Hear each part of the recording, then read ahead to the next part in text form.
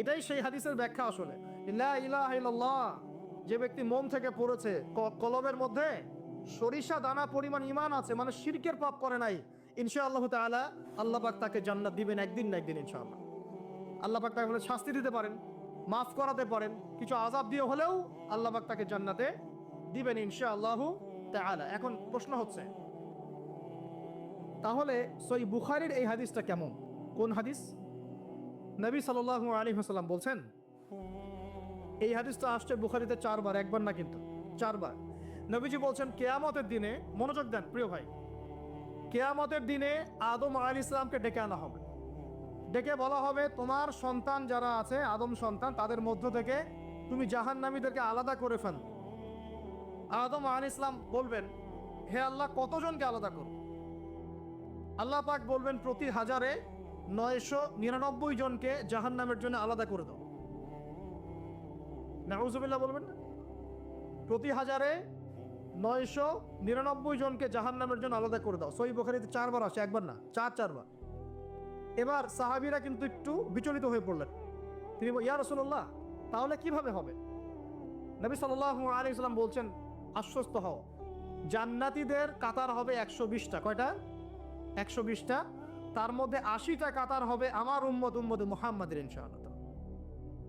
এবং এই হাদিসটাও শোনালেন যে, যে ব্যক্তি এই উম্মতের মধ্যে আল্লাহর সাথে শিরক না করে মারা যাবে, আল্লাহ পাক তাকে মাফ করে দিবেন ইনশাআল্লাহ। তাহলে প্রশ্ন, এত পার্সেন্টেজ, হিউজ পার্সেন্টেজ মানুষ কেন তাহলে জাহান্নামে যাচ্ছে? তাদের আমল নামায় কোন পাপটা থাকতে পারে যার কারণে তারা জাহান্নামে যাচ্ছে? উত্তর দেন দেখি এবার। আল্লাহ পাক কিন্তু বলে দিয়েছেন, আল্লাহ পাক শিরক ছাড়া যে কোনো গুনাহ যাকে ইচ্ছা মাফ করতে পারেন। তাহলে এত বেশি মানুষ কেন জাহান্নামে যাচ্ছে? উত্তর, তাদের আমল নামায় কোন পাপ থাকতে পারে? শিরক। এবার আসেন, ইবলিস এবং তার অনুসারীরা উম্মতে মুহাম্মাদীকে বিভ্রান্ত করার জন্য এই শিরকের একটা ব্যাপক সয়লাব ছড়িয়ে দিয়েছে সমাজের মধ্যে। আমি খুব শর্ট করে বোঝাবো। আরেকটা হাদিস বলবো তার আগে আপনাকে, সেটা হলো, এই উম্মতের 70,000 মানুষ কিন্তু আমার বিনা হিসাবে জান্নাতে যাবে। এই উম্মতের 70,000 মানুষ বিনা হিসেবে জান্নাতে যাবে, যারা 1 নাম্বার পাখি উড়িয়ে ভাগ্য গণনা করে না। যারা পাখির সাথে ভাগ্য গণনা করে, শিরকের সাথে সম্পর্ক আছে কি নাই? আছে। যারা আগুনের সেকা টাকা দিয়ে আগুনের উল্কি অঙ্কন করে চিকিৎসা পদ্ধতি গ্রহণ করে না। যারা হারাম অবৈধ কোনো ঝাড়ফুঁক গ্রহণ করে না, যে তাবিজ কবজ কবিরাজি করে না, কুফরি কালাম করে ঝাড়ফুঁক করছে না, এগুলো করে না। যারা সর্বাবস্থায় আল্লাহর উপর তাওয়াক্কুল করে, 70,000 এমন মানুষ বিনা হিসেবে জান্নাতে যাবে ইনশাআল্লাহ। এটাও মাথায় নেন। এবার সামনে আসেন, ইবলিস এবং তার অনুসারীরা কিভাবে শিরক ছড়িয়েছে? কয়ভাবে? উত্তর, 3 ভাবে। কয়ভাবে? 3 ভাবে। আশ-শিরকু ফিল আকীদা, শিরক ছড়িয়েছে বিশ্বাসের মধ্যে। যেমন কিছু মানুষ বিশ্বাস করে এখনো এই যুগে, এবং এই যুগেরও এদের সংখ্যা বেশি, তারা বিশ্বাস করে যে আল্লাহ এই মহাবিশ্ব সৃষ্টি করেন নাই, এই মহাবিশ্ব সৃষ্টি হয়েছে বিগ ব্যাং থেকে। এই কনসেপ্টে মানুষ নাই। কুরআনে সূরা আম্বিয়ার মধ্যে একটা কথা আছে, আওয়ালাম ইয়ারাল্লাযীনা কাফারু আন্না আস-সামাওয়াতি ওয়াল আরদা কানাতা রাতকান ফাফাতাকনাহুমা। আল্লাহ পাক বলছেন, কাফেররা কি লক্ষ্য করে দেখে না যে আসমান সমূহ এবং জমিন একটা বিন্দুর মধ্যে ছিল একত্রিত, আমি এটাকে বিচ্ছিন্ন করে দিয়েছি। যদি তারা বলেও যে বিগ ব্যাং থেকে সব সৃষ্টি হয়েছে, আমরা বলবো এই বিগ ব্যাং এর স্রষ্টা হচ্ছেন আল্লাহ রাব্বুল আলামিন। কথা বুঝতে পারছেন? তো এই যে চিন্তা ওদের যে আল্লাহ বলতে কেউ না, এটা শিরক কিনা?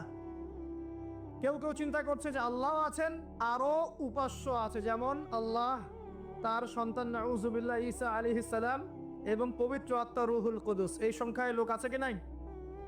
এদের সংখ্যা কত বিশ্বে? 300-400 কোটি হবে কি না? না না, আরো কম হবে, হয়তো বেশি বলে ফেলছে। মানে কোটি তো হবেই, 100 কোটির তো বেশি হবে নাকি? সারা বিশ্ব মুসলিমদের সংখ্যা বেশি না খ্রিস্টানদের? খ্রিস্টানদের মধ্যে এক শ্রেণীর খ্রিস্টান, তারা সবাই বলে না, এক শ্রেণীর খ্রিস্টান বলে যে আল্লাহ 3 জন, 3 ইলায় বিশ্বাস, 3 খোদায় বিশ্বাস করে। এই কয়েকদিন আগে বলেছি আমরা, কি নাউযুবিল্লাহ বলেছে, মেরি ক্রিসমাস বলেছে না, 25শে ডিসেম্বর। এবং মুসলিমরাও এর সাথে একাত্মতা প্রকাশ করেছে। আস্তাগফিরুল্লাহ ওয়া আতুবু ইলাইহি। সূরা মারিয়ামে আল্লাহ পাক বলছেন, তারা এমন একটা কথা বলে, ওয়াকালু ইত্তাখাযাল্লাহু ওয়ালাদা, তারা বলে আল্লাহ সন্তান গ্রহণ করেছেন। নাউযুবিল্লাহ। লাকাদ জিতুম শাইআন ইদ্দা তাকাদু সামাওয়াতু ইয়াতাফাত্তারনা মিনহু ওয়া তানশাক্কুল আরদু ওয়া তাখিরুল জিবালু হাদ্দা। আল্লাহ পাক বলছেন কথার ওজনগুলো দেখেন। আল্লাহ পাক বলছেন যখন তারা বলে যে আল্লাহ সন্তান গ্রহণ করেছে, তখন আসমান নিজেই ফেটে পড়তে চায়, জমিন নিজেই চৌচির হতে চায় এবং পাহাড়গুলো নিজেই থরথর করে কেঁপে ভেঙে পড়তে চায়। যদি আল্লাহ পাক এদেরকে ক্ষমতা দিতেন, যে ইচ্ছা স্বাধীনতা দিতেন, হ্যাঁ করো, তাহলে আসমান ফেটে পড়তো। এখন যখন আমরা বলছি যে মেরি ক্রিসমাস, আসমান ফেটে পড়তো। একদিন 25 ডিসেম্বর ছিল, ওই দিন আমি আবার এয়ারে ফ্লাইও করছিলাম, সম্ভবত কক্সবাজার যাচ্ছি প্রোগ্রাম। তো দেখি যে বিমানের মধ্যেই বলা শুরু করলো যে লেডিজ এন্ড জেন্টলম্যান, হ্যাঁ ladies and gentleman, welcome to our flight, এগুলো বলছে। বলার পরে বলছে যে মেরি ক্রিসমাস, সবাইকে ক্রিসমাসের আন্তরিক শুভেচ্ছা। তখন আল্লাহর কসম আমার মনে হচ্ছিল যে এখন মনে হয় প্লেনটা ভেঙে পড়ে যাবে আসমান থেকে, কারণ আমি একটা জানি। আল্লাহ পাক বলছেন সূরা মারিয়ামের শেষের দিকে পড়ে দেখেন, আল্লাহ পাক বলছেন ওয়াকালু ইত্তাখাযার রহমানু ওয়ালাদা, তারা বলে রহমান সন্তান গ্রহণ করেছেন। আউযু বিল্লাহ। তাকাদুস সামাওয়াতু ইয়াতাফাত্তারনা মিনহু, এই কথা শুনে আসমান ফেটে পড়তে চায়। ওয়া তানশাক্কুল আরদ, জমিন চৌচির হতে চায়। ওয়া তাখিরুল জিবালু হাদ্দা, পর্বত ফেটে পড়তে চায়, চৌচির হতে চায়। সুবহানাল্লাহ। লাকাদ জিতুম শাইআন ইদ্দা, তোমরা একটা চরম রকম ভয়ঙ্কর মিথ্যা প্রতারণাপূর্ণ কথা নিয়ে এসেছো। যখন বলছে কেউ মেরি ক্রিসমাস, তার মানে সে স্বীকার করছে যে 25শে ডিসেম্বরে আল্লাহ পাক ঈসা আলাইহিস সালামকে জন্ম দিয়েছেন। আউযু বিল্লাহ। তাই কি না? বুঝতে পারেন না কথা? আর আমরা নামাজে বলছি লাম ইয়ালিদ ওয়া লাম ইউলাদ কুল হুয়াল্লাহু আহাদ আল্লাহুস সামাদ। লাম ইয়ালিদ, তিনি কাউকে জন্ম দেন নাই, ওয়া লাম ইউলাদ, তাকেও কেউ জন্ম দেয়নি, ওয়া লাম ইয়াকুল লাহু কুফুয়ান আহাদ। একবার এই সূরা পড়লে কোরআনের 3 ভাগের 1 ভাগ পড়ার নেকি হয়ে যায়। 3 বার পড়লে 1 খতম কোরআনের নেকি হয়ে যায়।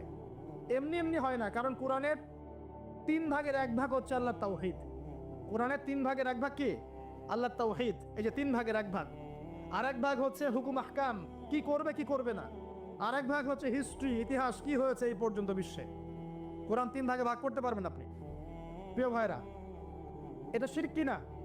এবং কোটি কোটি মানুষ কি এই শিরকে বিশ্বাস করে কিনা? এখন ওই সমাজে গিয়ে যদি আপনি বলেন সামাজিকতার খাতিরে মেনে নিচ্ছি যে এটা শিরক, তারপরে আমি আপোষ করলাম, চলবে? এখন কিছু মানুষ সামাজিকতার দোহাই দেয়। সামাজিকতা কোন সমাজে? যে সমাজ আমাকে শিরক শেখায় ওই সমাজ, যে সমাজ আমাকে হারাম খাওয়া শেখায় সেই সমাজ, যে সমাজে মানুষ বেদাতি আমল করে সেই সমাজ।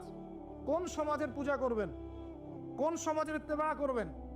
যেই সমাজ নবী সাল্লাল্লাহু আলাইহি ওয়াসাল্লামের আদলে গড়া সমাজ, সেই সমাজের আমরা তাবেদারি করবো ইনশাআল্লাহ। আর যেই সমাজ জাহেলিয়াতের আদলে গড়া, সেই সমাজের তাবেদারি